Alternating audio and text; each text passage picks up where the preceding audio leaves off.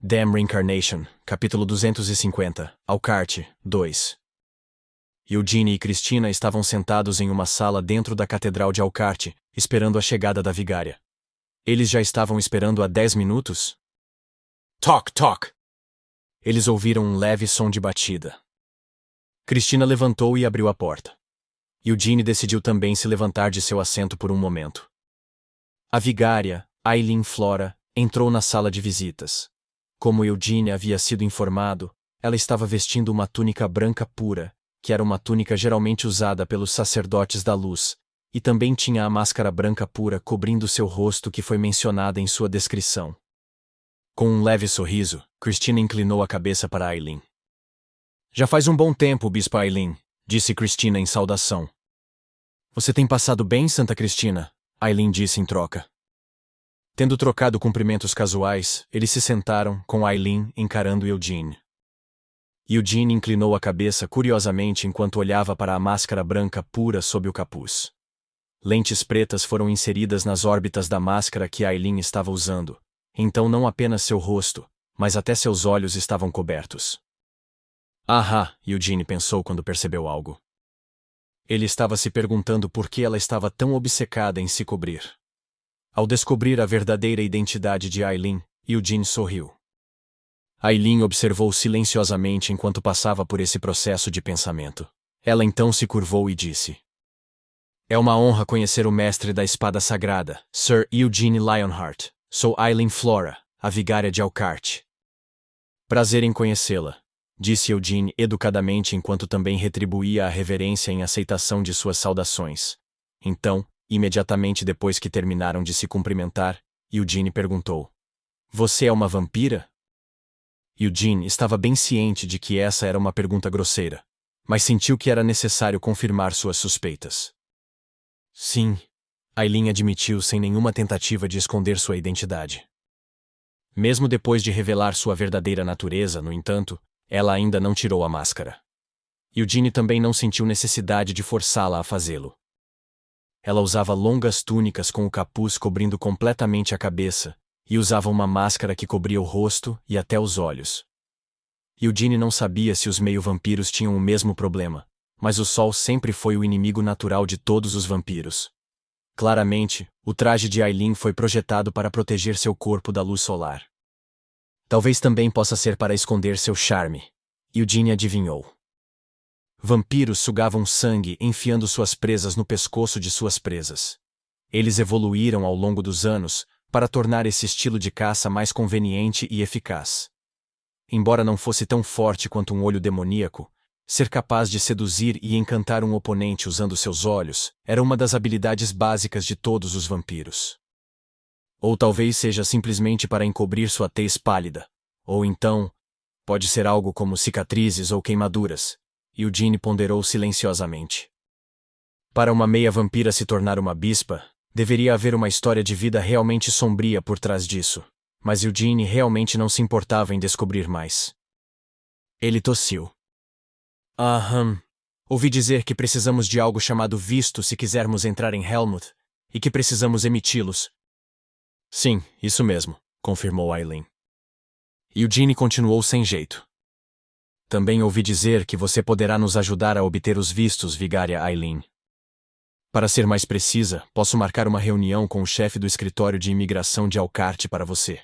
Aileen esclareceu. Entendi. Eugene assentiu. O cara que é o chefe do escritório de imigração, ele é humano? Aileen balançou a cabeça. Ele é um dos demônios. Então precisamos nos encontrar com aquele povo demônio, ter algum tipo de conversa, e poderemos obter nossos vistos emitidos?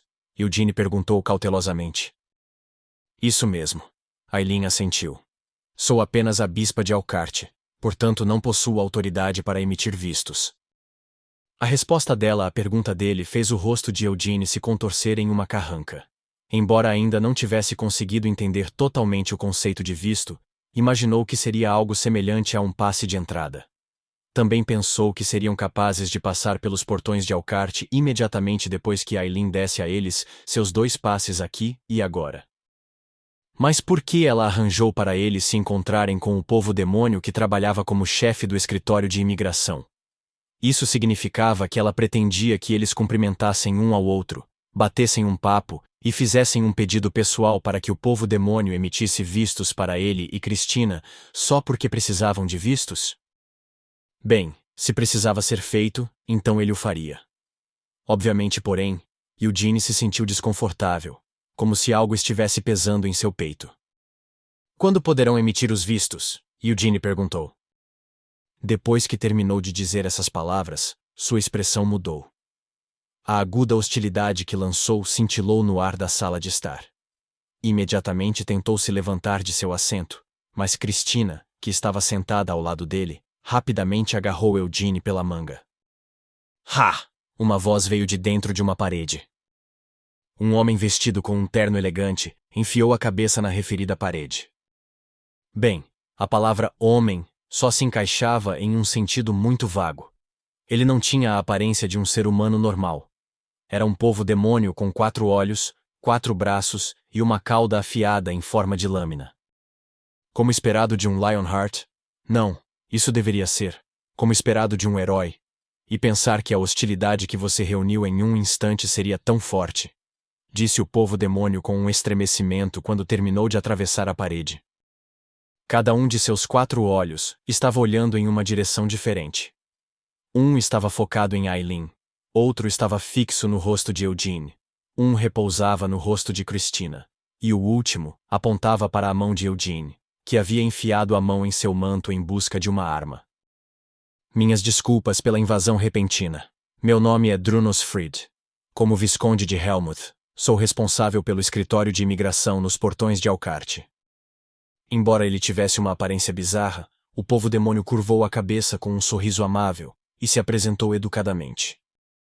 Assim que ouviu o nome Drunos Fried, Eugene começou a vasculhar sua memória. Ele trouxe à tona o passado de 300 anos atrás, e todos os demônios que conheceu naquela época. Aqueles que ele não foi capaz de matar, pelo menos. Assim, percorreu a lista de nomes dos caras que planejava matar. Mas onde estava Drunos Fried? Seu nome não estava na lista. Incluindo aqueles que Hamel matou, havia alguém com o sobrenome Fried? Não, não havia nenhum. Isso significava que esse povo demônio não era significativo o suficiente para Hamel se lembrar de seu nome 300 anos atrás. Ou talvez nem tenha nascido naquela época. O que você quer? Eugene perguntou cautelosamente. Bem, agora é por causa de quem vocês dois são que eu realmente queria conhecer pessoalmente. Dito isso, convidar vocês dois para visitar minha mansão ou meu local de trabalho causaria bastante comoção pública, você não concorda? Então pensei. Não seria melhor se eu viesse conhecê-lo aqui, pessoalmente? Drunos disse enquanto levantava a cabeça para olhar para Aileen. Mas tenho medo de ter colocado a madame em algum problema. Por favor, entenda minha posição. Embora eu possa pular vários dos procedimentos necessários ao emitir vistos, a entrevista final é algo que preciso conduzir pessoalmente. Drunos riu e apontou para um assento vazio. Se estiver tudo bem com você, posso me sentar? Drunos pediu educadamente. Tudo bem, Eugene respondeu com hostilidade mal contida. Desde o momento em que decidiu retornar ao domínio demoníaco de Helmuth, Eugene se preparou para enfrentar muitos demônios no futuro, gostando ou não. Ele não podia continuar tendo que reprimir seu desejo de se descontrolar e matar todos eles, ao mesmo tempo em que suportava uma sensação desconfortável e de merda toda vez que isso acontecia. Isso significava que ele teria que se acostumar com eles. Depois de 300 anos, o mundo realmente mudou tanto que parecia que tinha enlouquecido. Essa era uma sensação que Eugene havia experimentado várias vezes antes. Com esse pensamento em mente, depois de respirar um pouco, ele se acalmou. Então, sobre os vistos. Ouvi dizer que é preciso um esforço especial para que sejam emitidos rapidamente. Então, quanto isso vai nos custar? Eugene perguntou, sua cabeça inclinando-se para o lado enquanto seu tom ficava mais afiado. Seu tom, no entanto, foi a única coisa afiada que ele usou. Até puxou a mão que estava dentro de seu manto e juntou os dedos. Parece que ele transformou sua hostilidade em mera irritação. Isso é uma característica do clã Lionheart. Talvez seja porque ambos têm tanto ódio pelo povo demônio que foram reconhecidos pela espada sagrada. Drunos pensou consigo mesmo ao sentir um grande interesse em Eugene.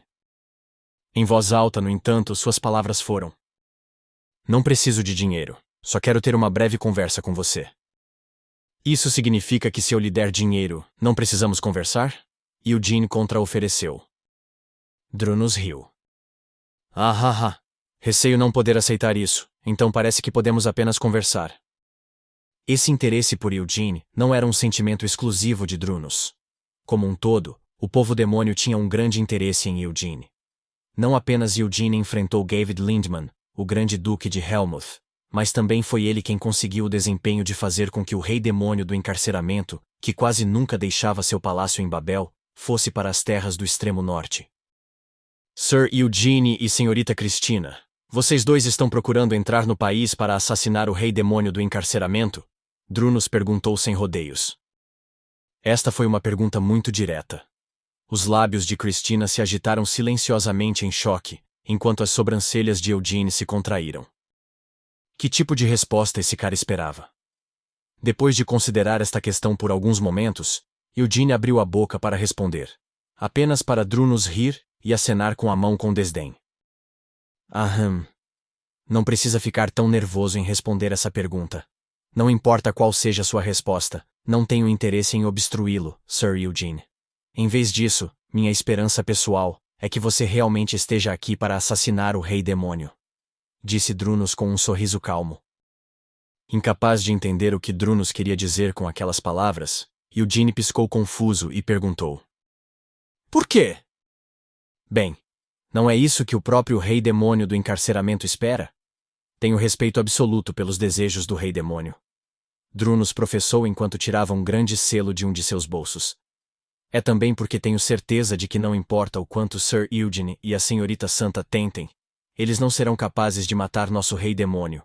Embora talvez seus esforços possam acabar sendo registrados na história como a coisa mais emocionante que aconteceu a Helmut em 300 anos. Essa é minha opinião no mínimo. Após uma pequena pausa, Drunus riu de repente e acrescentou. Por favor, tirem suas identidades.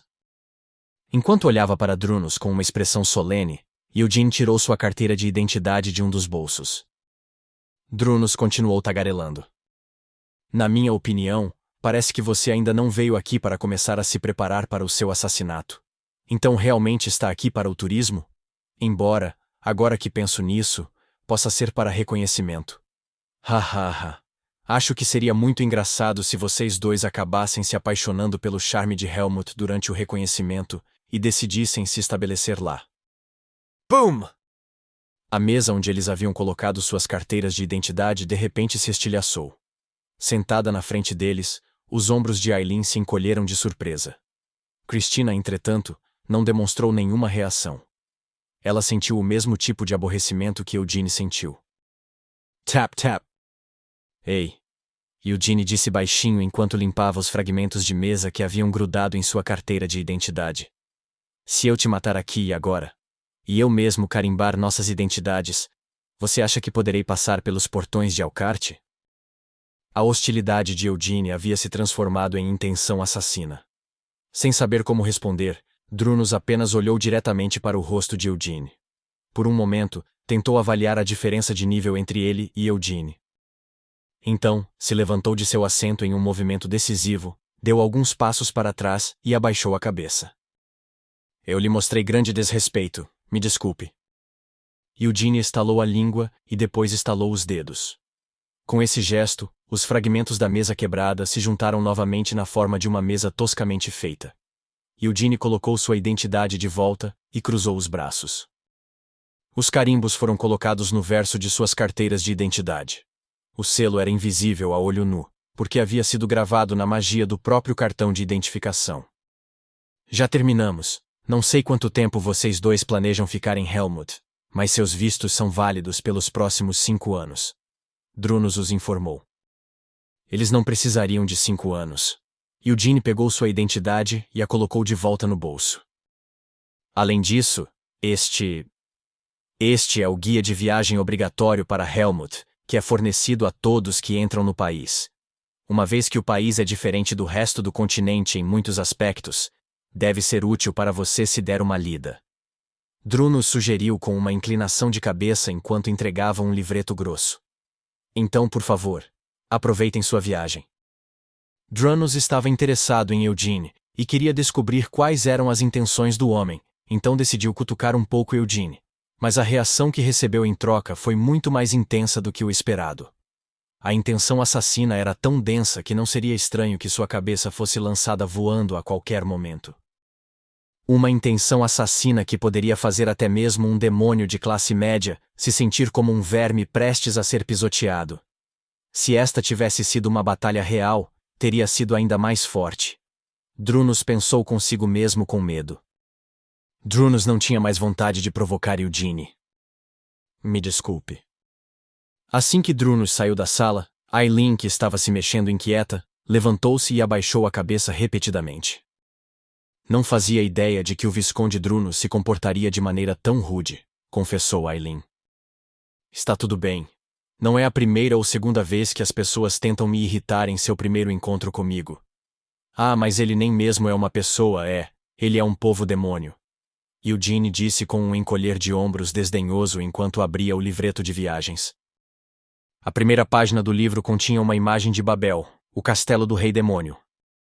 Eugene pensou consigo mesmo.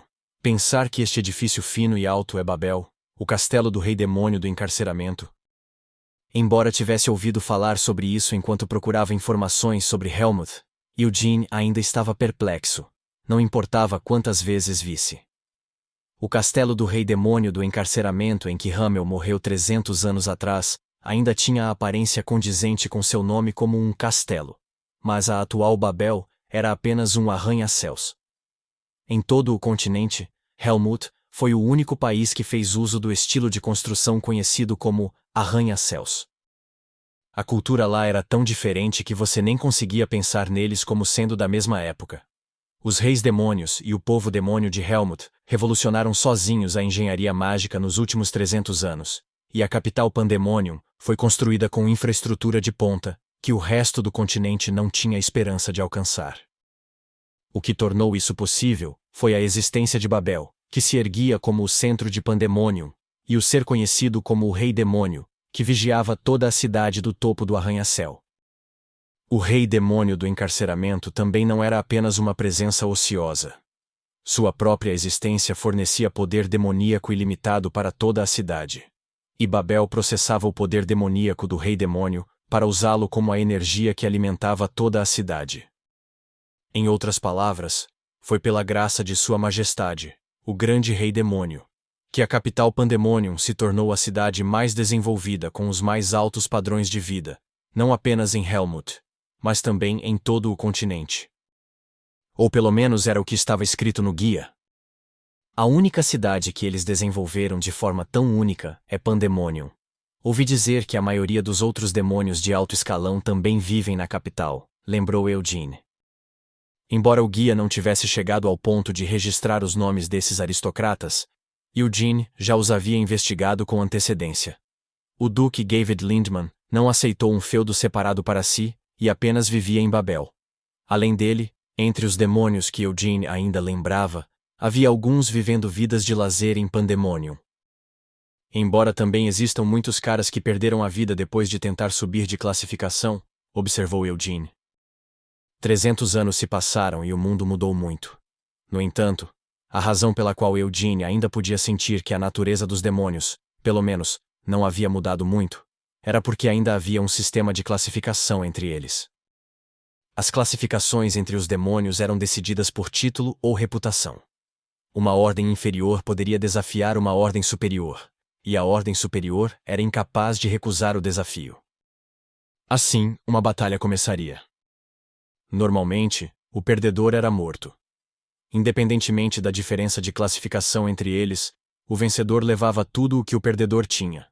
Quanto maior o retorno, maior o risco, é claro, então os desafios para as classificações não ocorriam com tanta regularidade. Quanto aos humanos em Helmut, aqueles entre eles que juraram servir como trabalhadores post-mortem, eram capazes de viver vidas luxuosas, porque o contrato que assinaram colocava um demônio de alto escalão como seu patrocinador. Naturalmente, a classificação dos humanos era decidida por qual povo-demônio tinham por trás deles.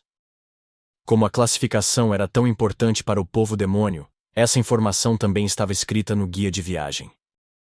Há também um serviço de combinação de povo-demônio fornecido para todos os viajantes. Você está preocupado em entrar em um conflito repentino durante sua viagem, ou ser pego em uma briga entre delinquentes? Não tenha medo. Se você visitar o centro turístico de Helmut, que está localizado em todas as cidades, e solicitar o uso de nosso serviço de correspondência, podemos providenciar um breve contrato com um demônio de pelo menos nível intermediário. O contrato acima é garantido como um contrato que cobra apenas o valor padrão acordado, e a alma do contratado nunca é dada como garantia. No entanto, você pode encontrar situações em que a classificação do povo-demônio combinado com você não é alta o suficiente.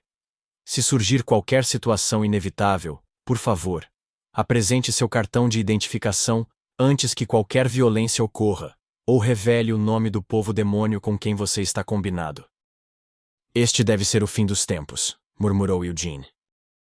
Ele balançou a cabeça e virou para a próxima página.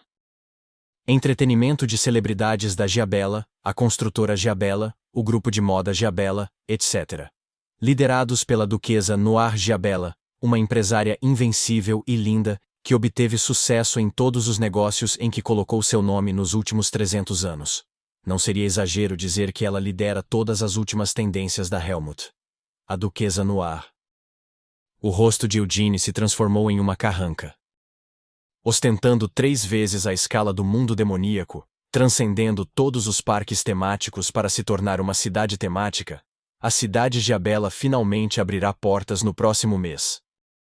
Vendo quantos anúncios foram adicionados a ele, a influência de Noir Giabella transpirava de cada palavra deste guia. A turnê dos Reis Demônios para turistas. Você pode voltar na história de Helmut e vivenciar a era de 300 anos atrás. Começando com o castelo do Rei Demônio da Carnificina, também visitaremos as ruínas dos castelos que antes pertenciam ao Rei Demônio da Crueldade e ao Rei Demônio da Fúria. Ha! Eugene suspirou. A turnê dos Reis Demônios. Seu próprio nome fez com que Eugene se sentisse extremamente perturbado. O mundo realmente enlouqueceu, disse Eugene enquanto balançava a cabeça e fechava o guia.